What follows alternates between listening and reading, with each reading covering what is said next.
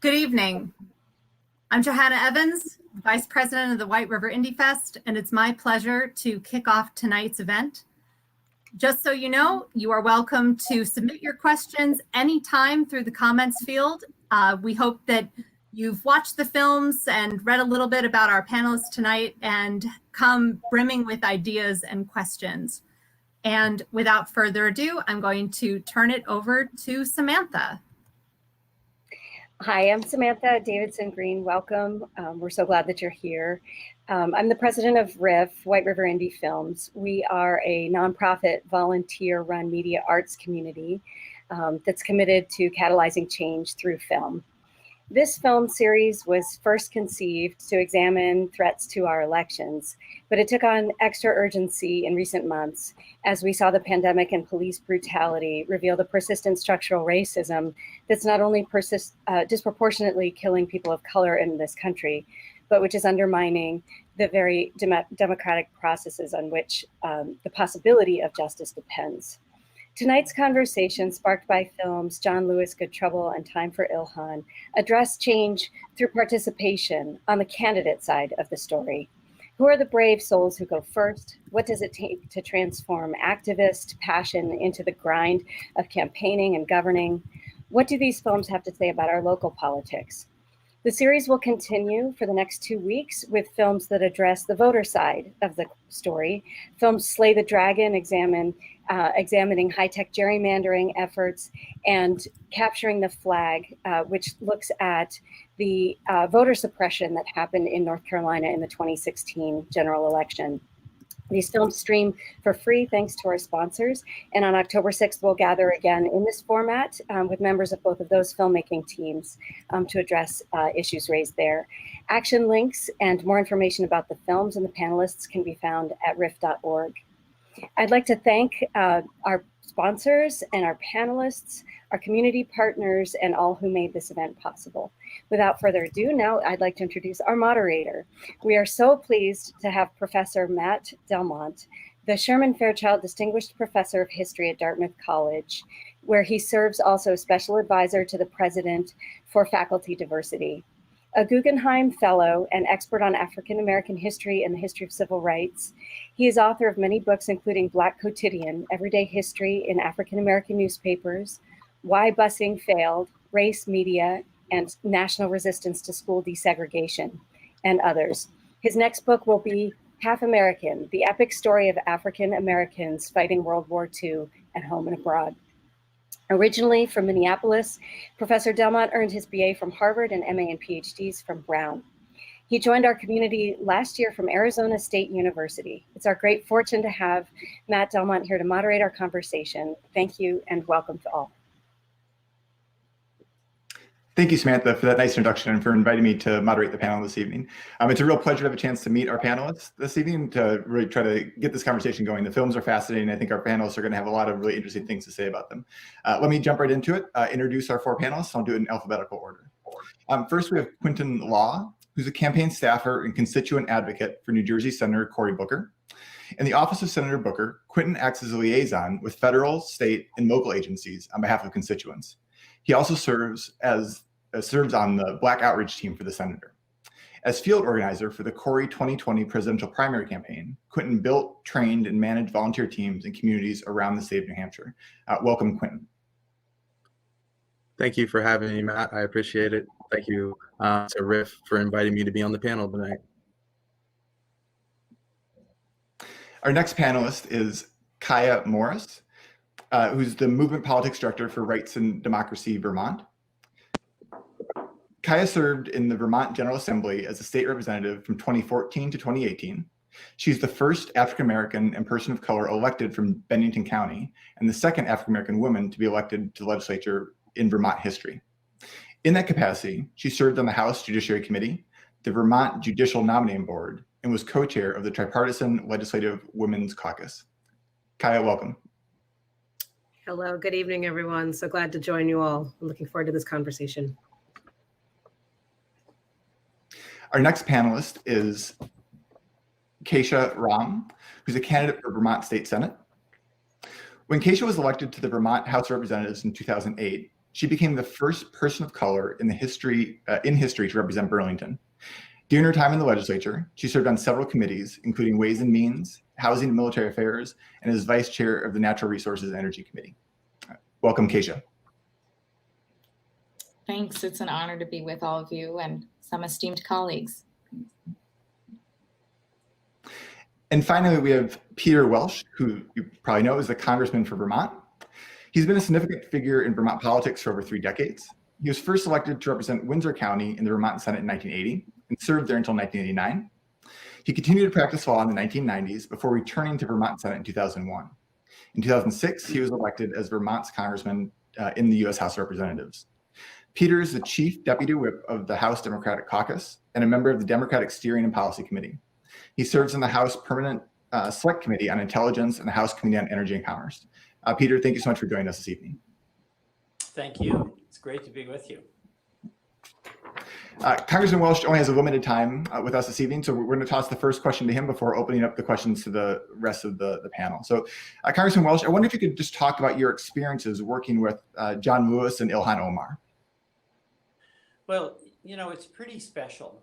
I mean, John Lewis, of course, he's been in Congress, had been in Congress for 3 decades. And I went to Congress 14 years ago, and one of the first people I met was John Lewis. And when I was a young person growing up in Western Massachusetts, I have vivid memories of Martin Luther King speaking in Washington. And I remember that there was a young person by the name of John Lewis who also spoke.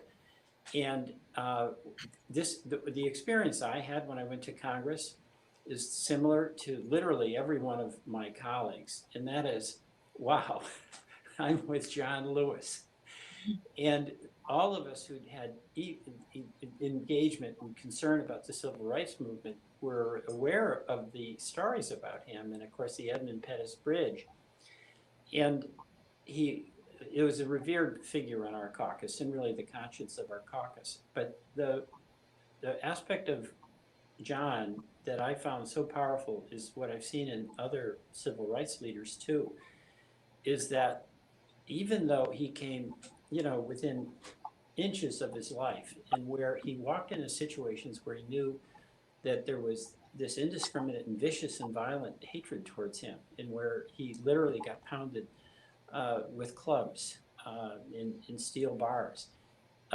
He was not only gentle, but accepting and forgiving. And it was just an example to all of us in the combat of politics about his vision of the power of action, the power of good trouble, but never to be weighed down by the burden of injustice on him, but to fight it. So he was pretty special. And one of my treasured moments was when I was sitting with him on the floor during a time when we were protesting the failure of the then Republican majority to take up any gun safety legislation after the Connecticut assault. And that was totally unprecedented action for us, but it was tremendous to be with him.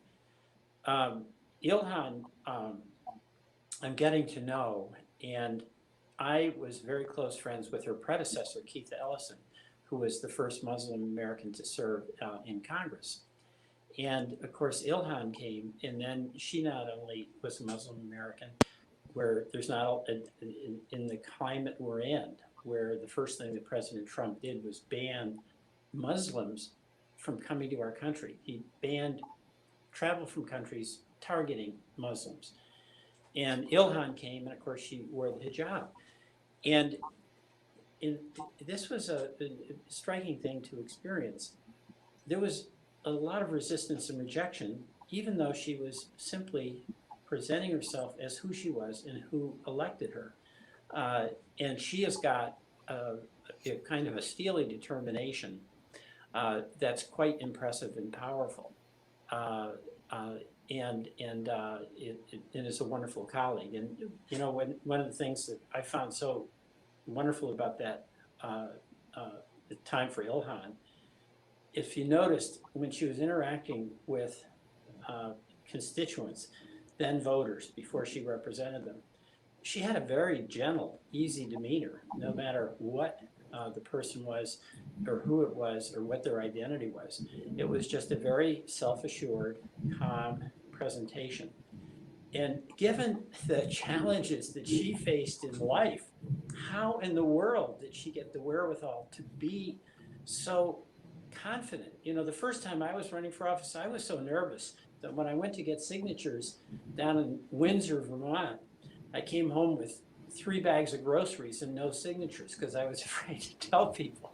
And Johanna, after all that she's been through, that she could just present herself as to be a representative in Minnesota and then to be a member of Congress was pretty inspiring to me. And it's that, you know, there are people who, no matter what their circumstances, you know, John Lewis growing up in Troy, tiny little town where black kids couldn't go to the library. They didn't have a library, where they really couldn't go to school, where he had to do farm chores and then walk a long time. And it's no big deal for him. So there's a measure of respect and great admiration that one who has had the opportunity to be with Ilhan and to have been with John for so long, you just can't help but be inspired by.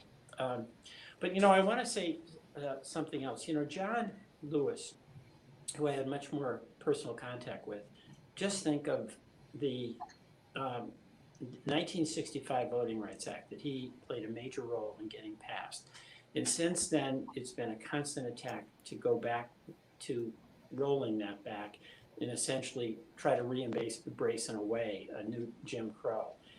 And he endured through that and just continued to be inspiring. And of course, in the House of Representatives, we passed the John Lewis Voting Rights Act this year. And Senator McConnell sees that as a threat, but we'll have a chance next year.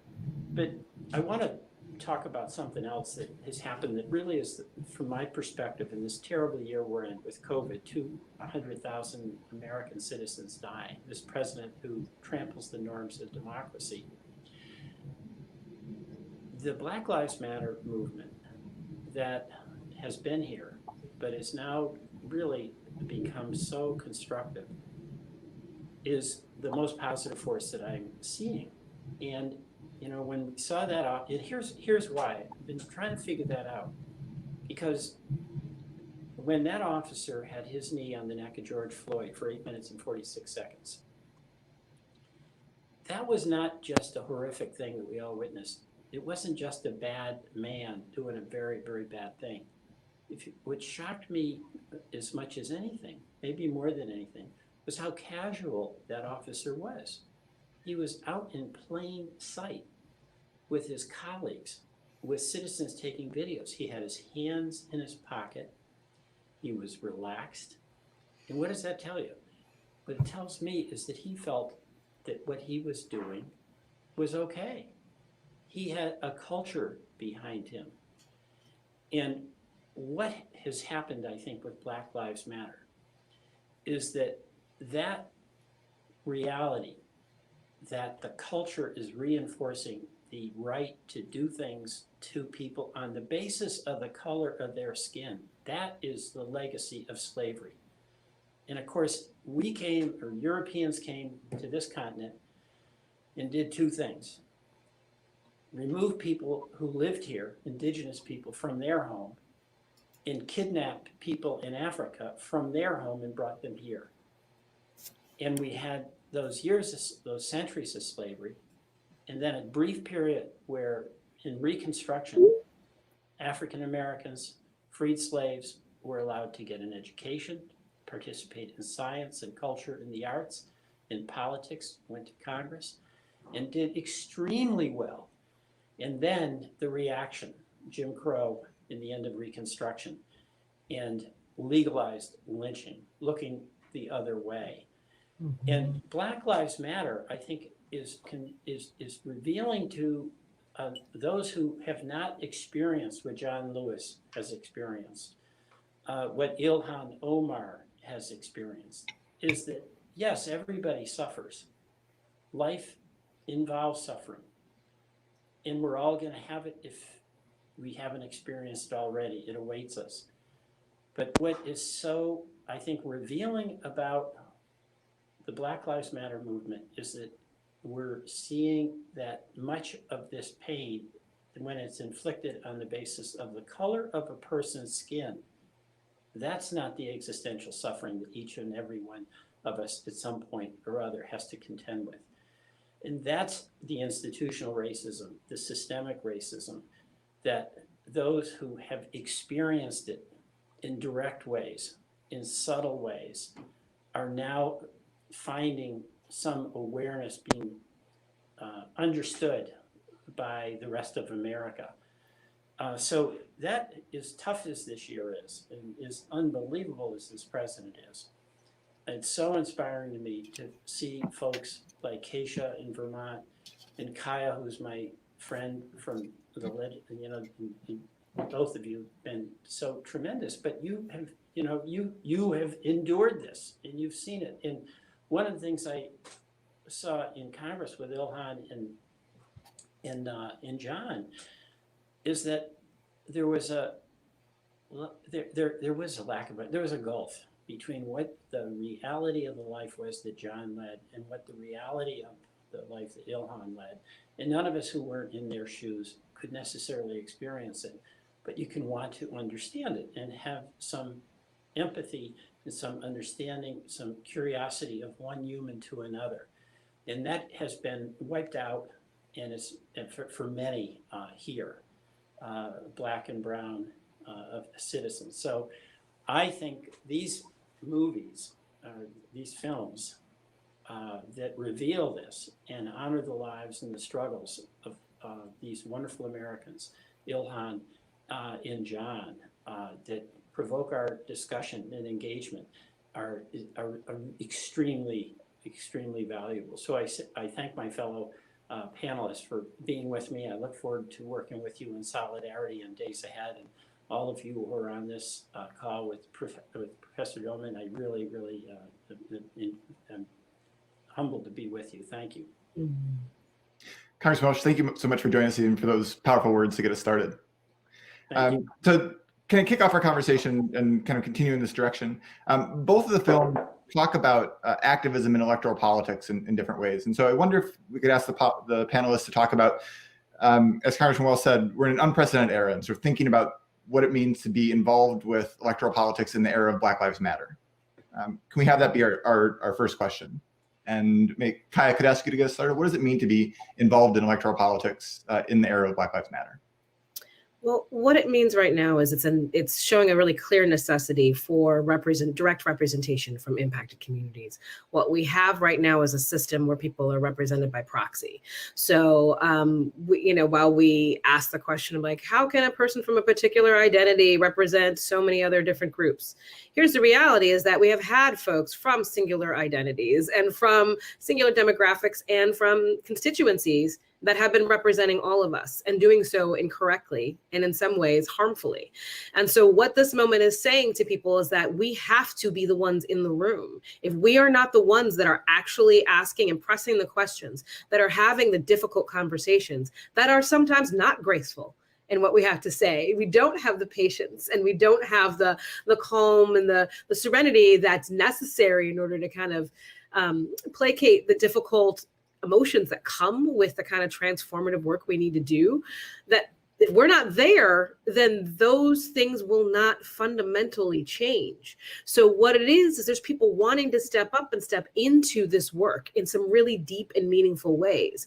And so there's kind of two parts to your question, right? So the first part is around what does activism mean as it relates to electoral politics? And as you know, I've done many trainings for candidates, you talk about the fact that once you go from being the activist to the electorate, that person that's in that elected seat, there is a change in relationship to your constituencies and your communities. That distrust, that well-earned distrust that people have for our democracy and the way that our government works, our bureaucratic systems that they work, that's going to now be, you're part of that system now, for right or for wrong. And so it is still constant work that you have to do and be centered and rooted in your values and understanding what brought you there, what made you fight to make those seats happen, and the promises that you are supposed to hold deep and central to your very being. as you step into that space. That relationship and that dynamic does change. But so as we saw with Representative Lewis, and we've seen even here in Vermont and in different places, sometimes you bring that activism as well to the floor of the places where you're at. It is sometimes a powerful act to stand in solidarity, to link arms, to get arrested, to go be out there in the streets with the protests. And yeah, we've seen city councilwomen and we've seen people getting maced in the face that were elected officials that were out there to support their constituencies. And so there is this necessity to have a direct connection to what's happening on the streets. Now, what that also means, though, again, is that once you are in that space, once you are stepping into that space, that you are also visible in a very different way. So while as an activist, you might have been a leader that might have had some measure of sort of a spotlight on you, so to speak, and that's what brought you to the space of being able to pull in folks to believe in your campaign, recognizing that now you're going to be hyper visible. And so in this moment of Black Lives Matter, when we are finding that everyday individuals are being murdered without recourse, and with the world just continuing on as though nothing has really changed, that you are also still hyper visible and in some ways very a target yourself. You will potentially place yourself as a target yourself. And so as Ilhan's husband said, somebody's going to make these sacrifices, but we have to switch from a martyrdom to a different level of what we're asking about service and what that means to serve. Thank you so much, Kiah. Kesha, can I ask for your response to the same question? Sure, absolutely. I mean, so I think of it a lot as the ability to exercise leadership, whether you have formal authority or informal authority. So, you know, a lot of times we think, okay, I don't have a particular title, I don't have an elected role, so I don't have any power. But in fact, you have a lot of power. And I think there's just different types of power, right? So there's personal power, which relies a lot on charisma and one's ability to articulate their vision. There's social power, which we saw a lot of from, you know, the early community organizing days of Congressman Lewis and Congressman Omar. And then they gained institutional power by being elected and sort of had the power of those foundational government roles behind them. But then you saw what Congressman Welch pointed out, which is they never had systemic power. You know, not until the day Congressman Lewis died, you know, rest in power, did he have systemic power. Did he feel the ability to walk into the halls of Congress and know that there was a legacy that supported him? And of course, for Congresswoman Omar, you know, every day that she walks in, she's reminded of people wanting to strip her of her institutional power because of that lack of systemic power. So I think, you know, I think it can be really lonely to be who we are in government sometimes. I think maybe as a person of color, you know, with brown skin, not with black skin even, you know, but just watching Black leaders and the extra work they had to constantly do to organize their communities and maintain their social and personal power so that they could battle that systemic power every day that was trying to hold them and their communities back. Great. Thank you, Kesha. Quentin, kind of same question for you, but I wondered, you're in New Jersey, and I wonder if you could speak to what it means to be in politics at this moment, Black Lives Matter era, but particularly working with constituents in a city where the racial demographics are different than it is up here in Vermont, New Hampshire. Thank you, Matt. And honestly, to speak to that, I think this quote is perfect. It's actually from John Lewis, in saying that ours is not the struggle of one day, 1 week, or 1 year, but ours is the struggle of ours is also not the struggle of one judicial appointment or presidential term. Ours is the struggle of a lifetime, or maybe even many lifetimes, and each one of us is in every generation must do our part.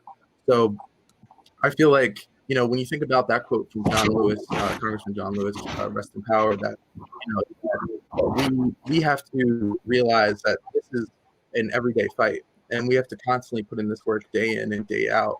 And, you know, politics and being an activist in the era of Black Lives Matter, especially in New Jersey, and that's a very diverse state, very segregated state, though, you have to realize that power is in community.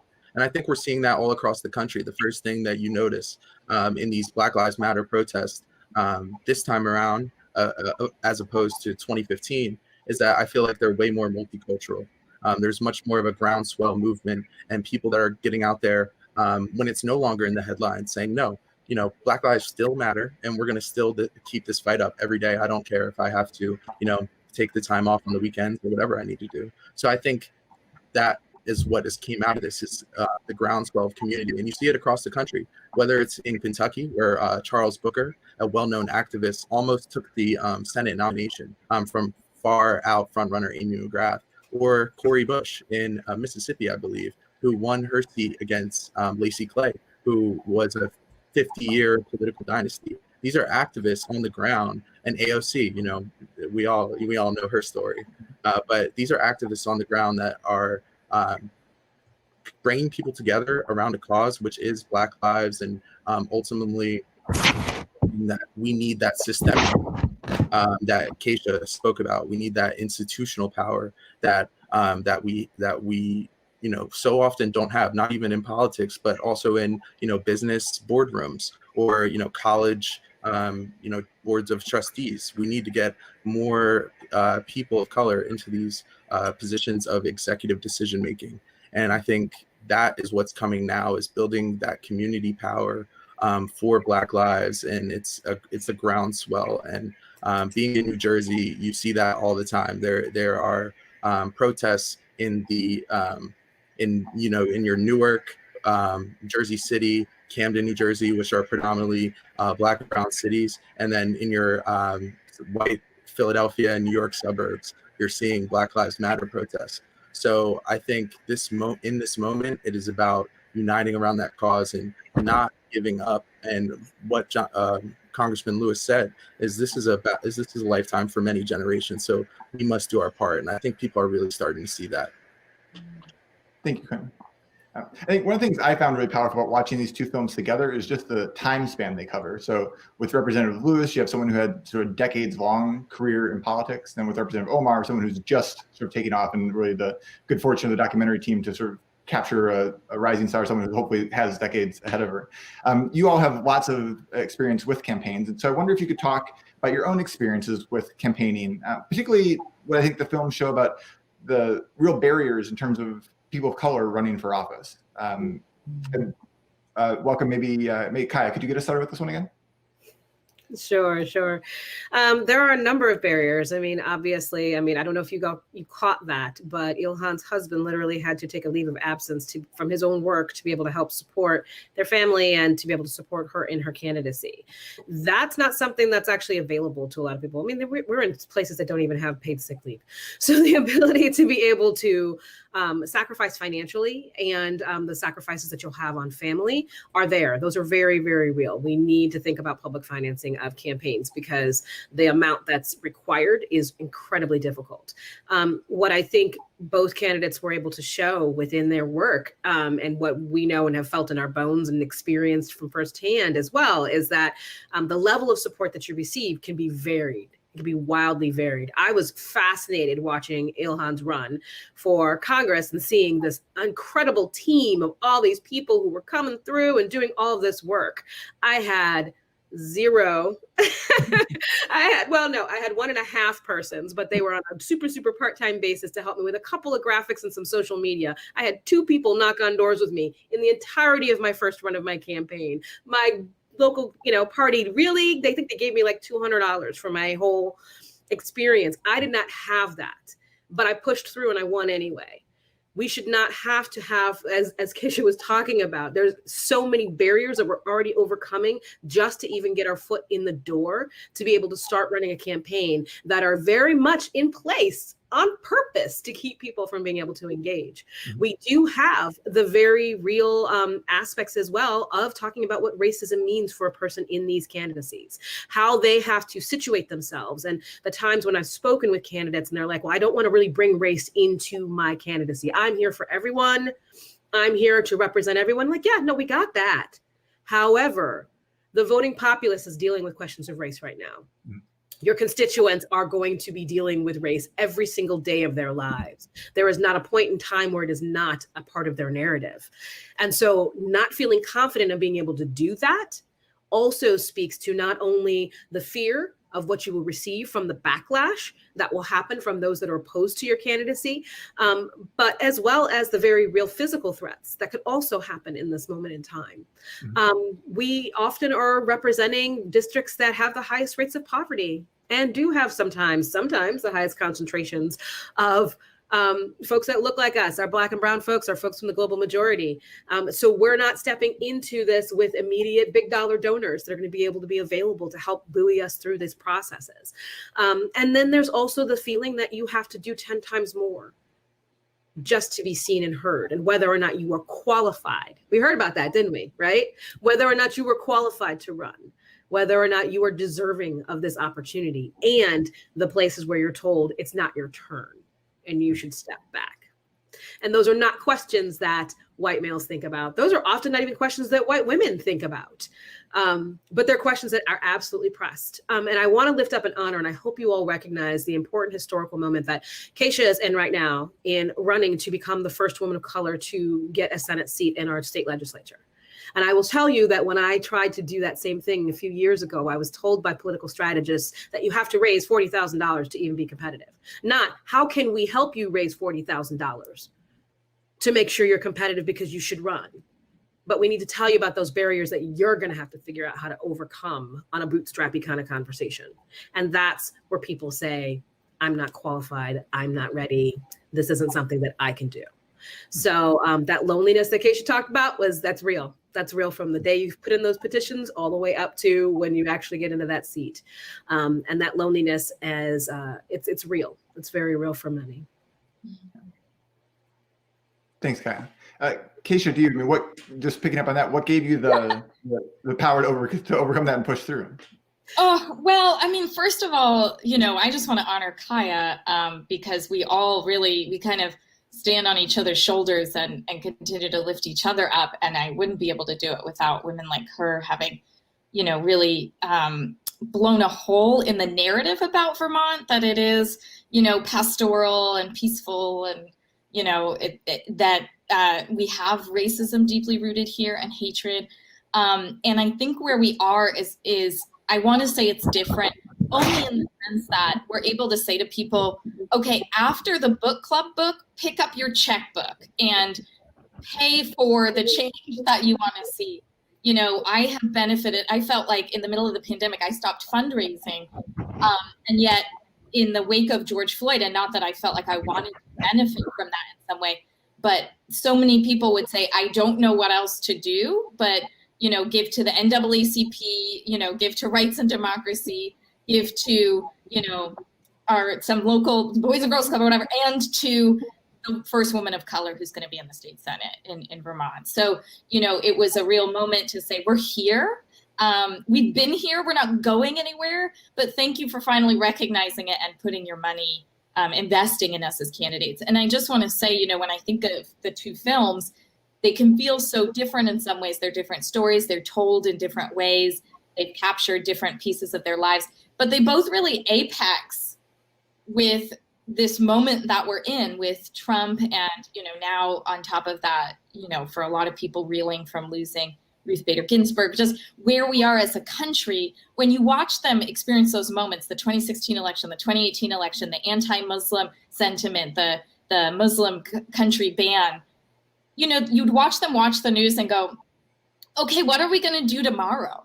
And that I think is the reality for a lot of Black, Indigenous, and people of color folks in the country is, we have never had time to despair and say, I don't know what to do, I'm lost.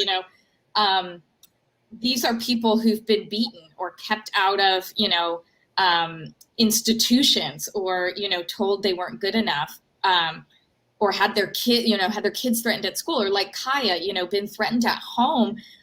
We don't have the luxury to say, I'm just not going to get up in the morning. That doesn't work for our kids. That doesn't work for the young people that look up to us.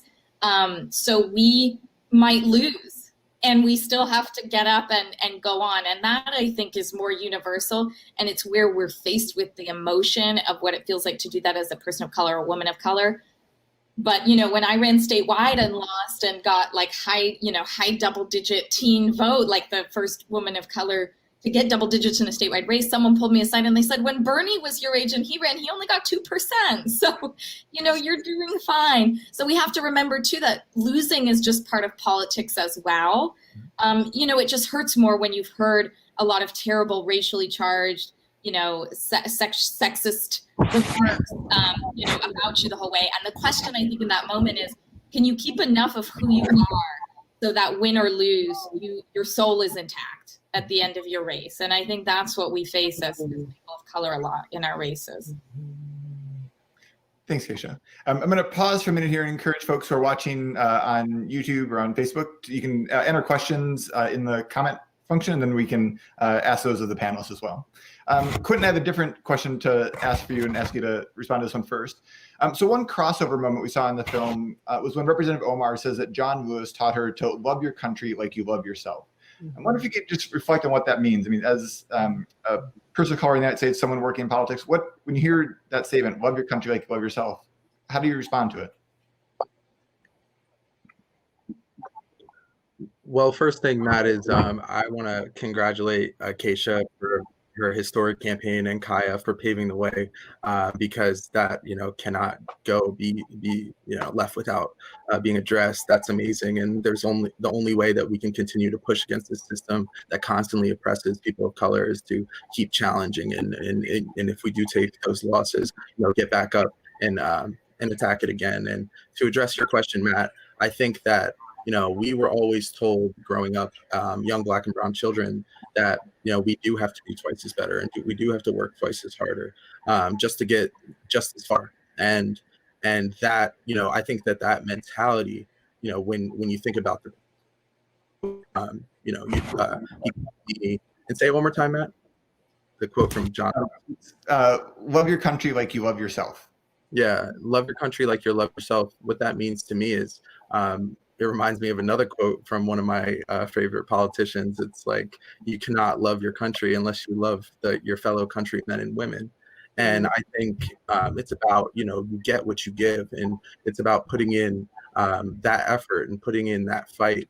And I think, all the criticisms that Ilhan and John may have about their country. I mean, John literally came this close to losing his life, standing up for something that he believed in a country. And I think at the end of the day, it's because he's in a country that he truly believes can change at some point. Maybe not now, but down the road. And I think that when that quote comes to mind, that's what I think of. It's like, this is a never-ending fight, like I've been saying, and we have to keep pushing, and we have to keep the pressure on, because it comes from a place of love. It doesn't come from a place of I hate this country, or I hate what has happened to me, but I have a belief that this can truly be better if people buy into it, and if we can bring people together, because if you're not going to go far going alone, but you will go far together. So that's my answer to that.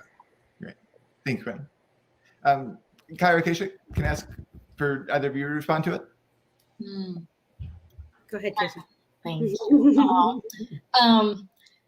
So, I think that, I guess what was stuck in my mind as I was listening to Quentin talk and thinking about Ilhan's story particularly is that we can't keep expecting Black Americans to save our country and to save our democracy and to be our conscience and to be our better selves as Americans. It's exhausting, and it's, in the face of violence and hostility and the possibility of death and losing everything.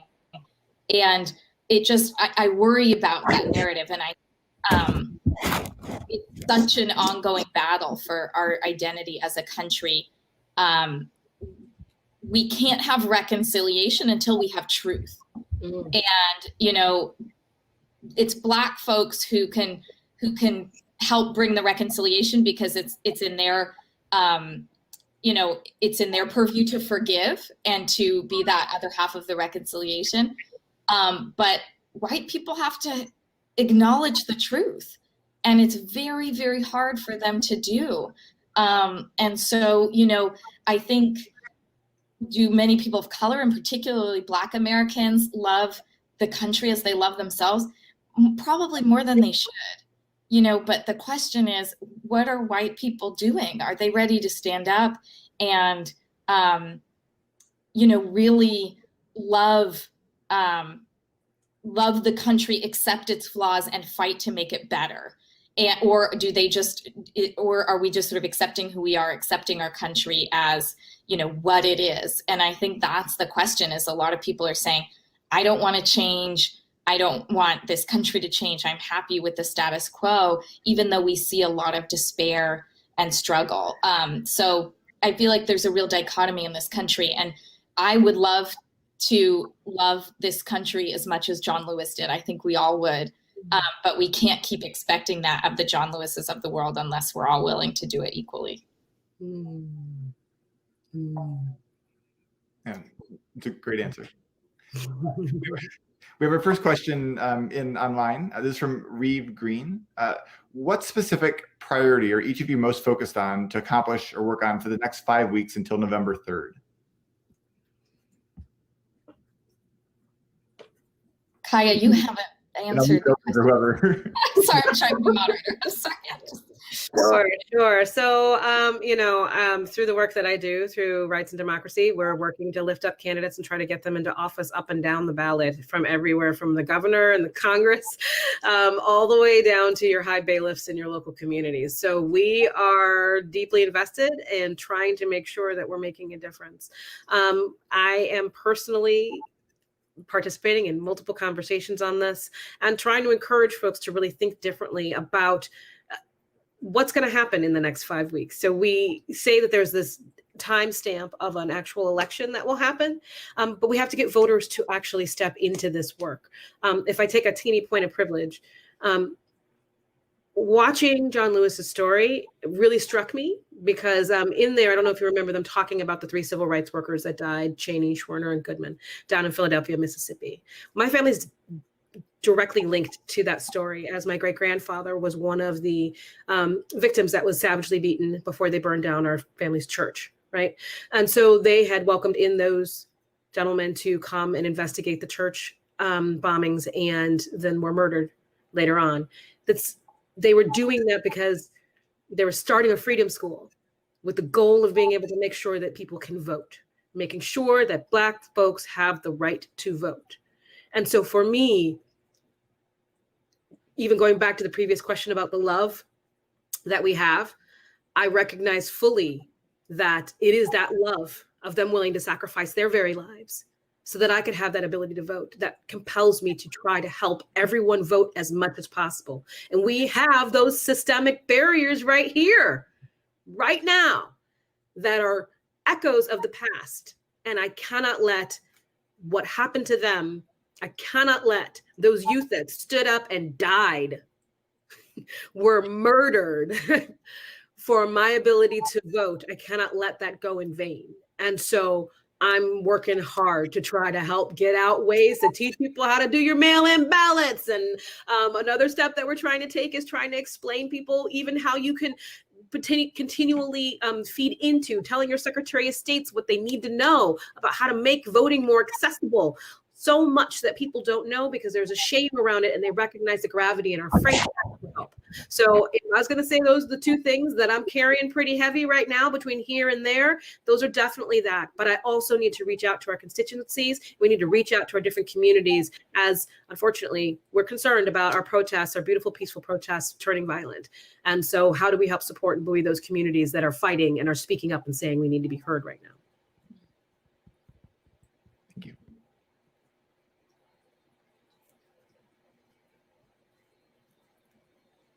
I mean, that really speaks for me, I'll just say, and I think the only other thing I'll add is that we just have to really meditate on anytime you're thinking, what if this one person gets elected, or what if this vote happens, or, just think, what can I do? What's within my power? Your basic power, the most important one we have in this country, is to vote, and then to help others vote, and then to focus on the issues you care about, and then to help the people get elected that you want to see change the country, and on, and to pick up trash in your neighborhood, and to help somebody who's sleeping on the street. And so I think those are continually the things that give us gratitude and help keep us stable and sane, regardless of what happens on November 3rd and in the ensuing days, because we can't be in such deep despair in the next 5 weeks that we're unable to function regardless of the outcome. And I don't want to posit any particular outcome, but whatever happens, we're still a deeply divided country, and we need to heal, and we need to start with our own community. Yeah, I totally agree with Kesha as well. I think, between now and November 3rd, you got to have a voting plan. Have to have some sort of plan to get out there and vote. Not just you. Make sure that your family members and your closest friends are registered to vote. I'm on the younger end. I have a lot of friends that are still trying to recognize the reason why they should vote, even though that they haven't. You would think, how can you not know by that now, like how important it is? But the reality is some people just aren't as politically engaged as we all are. So I think the most important thing that you can do now is talk to your friends, make sure that everyone's registered to vote. Also, the most effective way, if you have the means to use your money, is to donate directly to candidates. You can start with your local candidates of color, Kesha and the people that Kiah and her group support. That is one of the most direct and beneficial ways to help your candidates. We also have other candidates of color across the country. You have Reverend Ralph Warnock in Georgia running for Senate. You have Mike Espy in Mississippi running for Senate. You have Sarah Gideon a little closer to Vermont that's in Maine running a contested race. So, get involved, look around the country, see where you can help, and try to, if you can, donate. If you have the time, donate your time to make calls, because it makes the world of a difference. And that can be the difference. In Hanover, if I remember correctly, there was a Senate race that was decided by a few thousand votes. Wasn't that what happened a few years ago? And I know the Dartmouth teens at University of Dartmouth Dems, they wear that with pride, because they registered so many students. They registered so many students in Hanover and at Dartmouth. So, just get out there, talk to your friends, make sure you're aware of local races that you could possibly donate your time or money to, and then look at the national Senate races that are close. I named some: Mississippi, Maine, North Carolina. Oh, and Jamie Harrison in South Carolina running against Lindsey Graham. So look up your races and please get involved any way that you can. Don't let your inability to do everything stop you from doing something. Your work is so valuable, and your time is so valuable at any level. So that's what I would prioritize before now on election day. Okay. Thanks, Quinn. The next question is about what it means to be an ally and a good ally. This is from Fallon, who asks, what suggestions do you have for white young people who want to work toward racial justice here in Vermont but are not yet able to vote or are disillusioned with the political system? Well, Fallon, I don't know if that applies to you, but it's pretty impressive that you're here watching this panel as a potential high school student or just a young person. So, I give you credit for listening to the stories of people of color and helping to carry that message further. If you have people of color in your school or in your district, even if you don't and there's bullying or harassment, I can tell you, if there are kids of color at your school, particularly Black kids, they're probably going through a lot of difficult experiences at school. The kind of Trump rhetoric has come to our schools. People think it's funny. There's swastikas, there's the kind of Trump messaging, there's, people throwing racial slurs around. I work in schools with young people particularly, and I can tell you, I've seen it in every school I'm working in. So, if you have kids of color who are working on a particular effort at your school, please support them. If there's not something happening at your school, help start it. Make sure there's books written by authors of color in the library. Make sure that you're trying to bring speakers and role models that identifies Black, Indigenous, or people of color to your school. Start there, because young people are seeing that polarized attitude and they're mimicking it on either side. And that stops us all from asking questions and being curious about each other's experiences and helping you be better than us, better than who's in Congress. That's what we want for you, is to do better than us. So, start by trying to build those relationships in your school.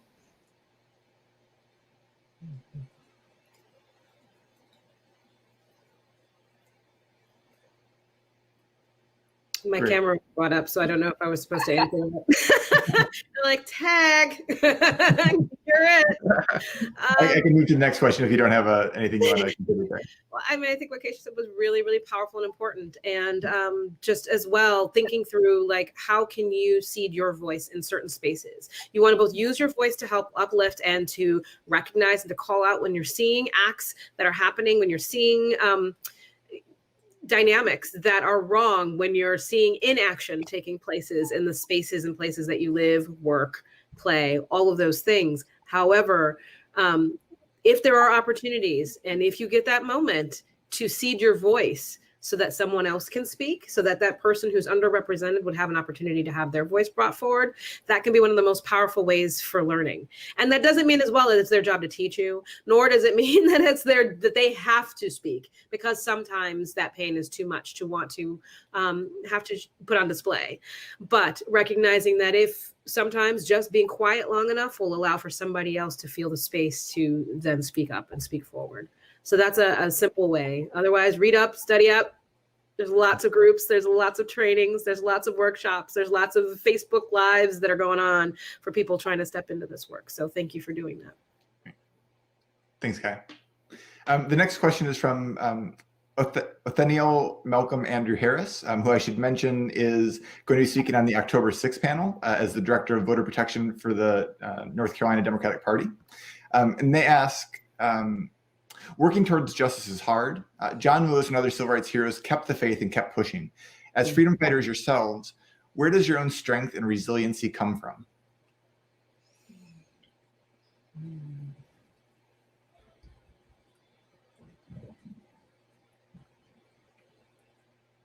I can take that one if you'd like. First off, thank you, Othniel, close friend and colleague, former Corey 2020 staffer, for that question. I think that, you know, this fight for me, I'm the son of teen parents, high school dropouts, coming from a biracial family that, you know, we have had to deal with this question of race and identity literally my whole life, every single day.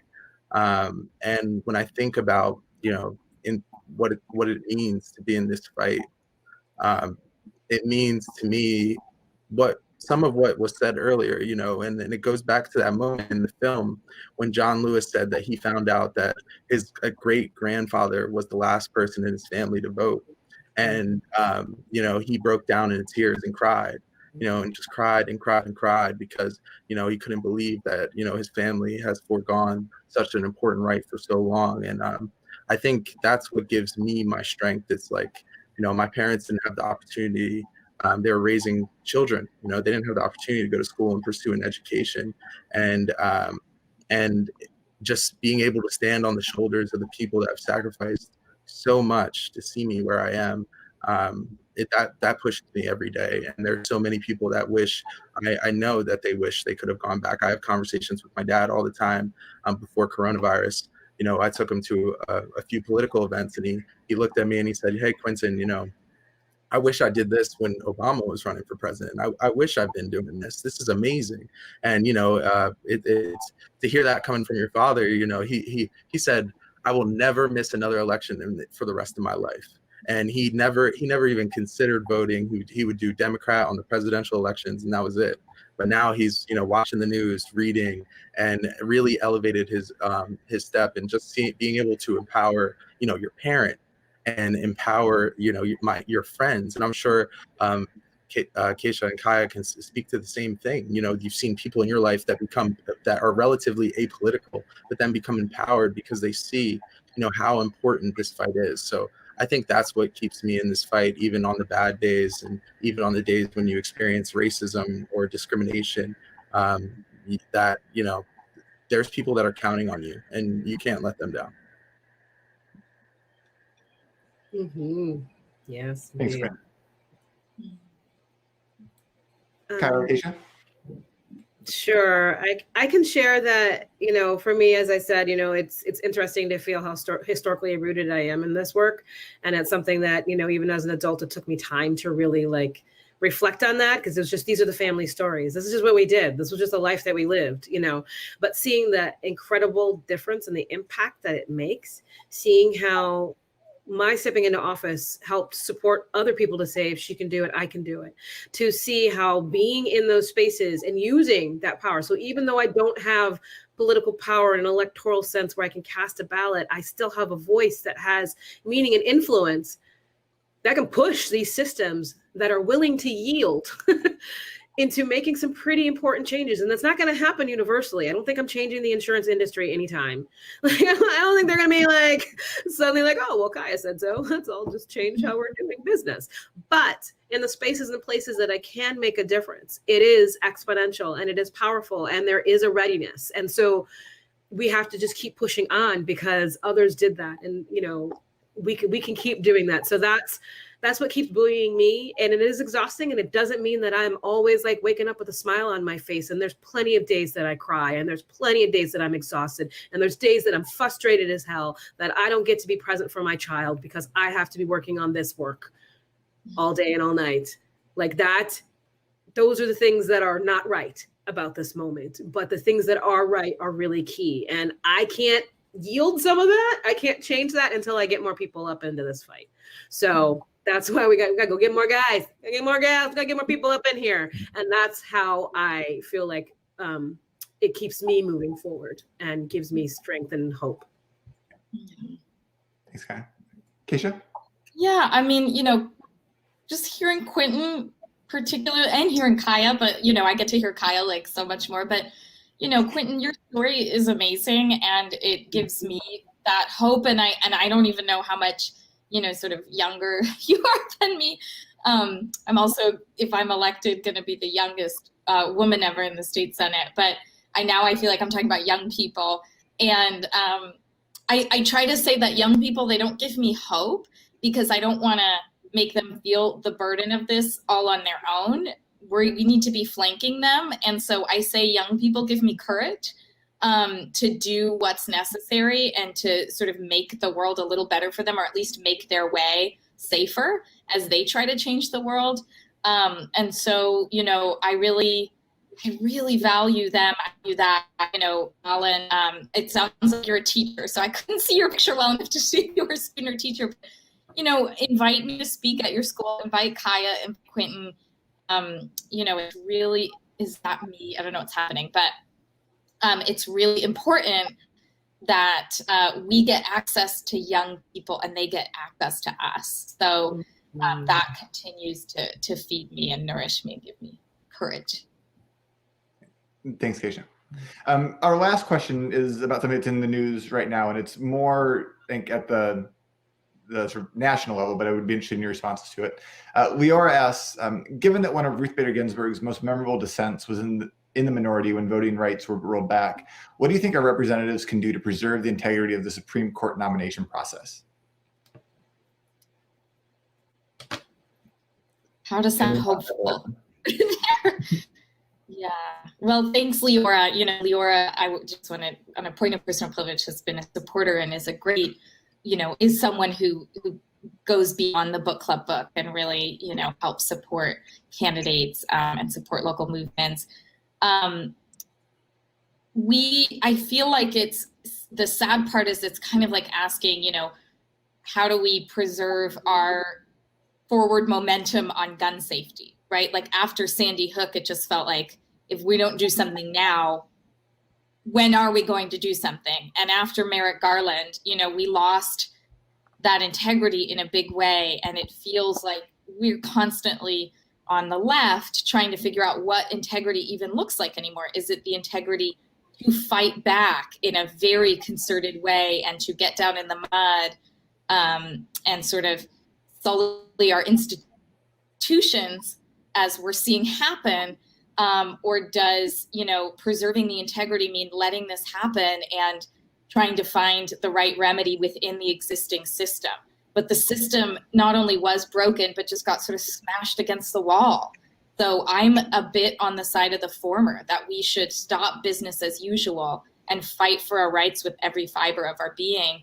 And that might not look like preserving the integrity of the Supreme Court nomination process. as I grew up believing it had integrity. It might look really different than that, but it might mean preserving the rights of people who are otherwise going to be in a world of pain when there are 6 very conservative Supreme Court justices on the Supreme Court.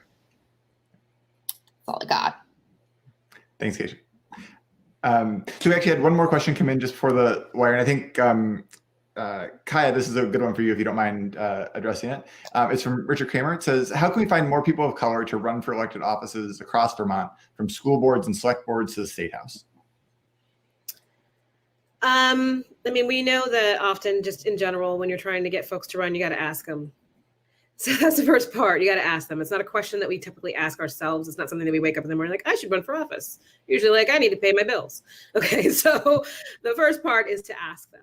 And ask them if that's something that they want to do. And it's not just, I think it's going to be really important. And I sort of teased this a little bit earlier. It's important to not just ask people to run, but to figure out how you're going to help support them throughout the campaign process. And as Kesha was saying, we need you as a whole person once you get into office, and support you through that once you actually get in as well. We need to be able to show people a roadmap of how we're in it for the long haul. We're not just doing it as a transactional basis. We need you in that seat, so we're going to give you these votes and thank you.